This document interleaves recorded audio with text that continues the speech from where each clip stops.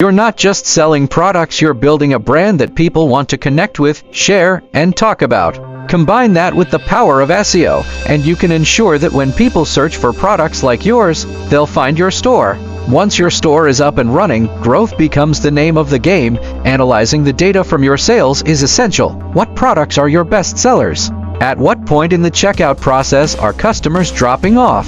By paying attention to these metrics, you can continuously improve your store, optimize the customer journey, and ultimately increase your conversions. It's like having a map that leads you to success, showing you exactly where you need to focus your efforts. As your business starts to grow, the real excitement kicks in.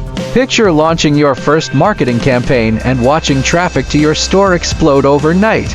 Or imagine releasing a new product and seeing it sell out in hours.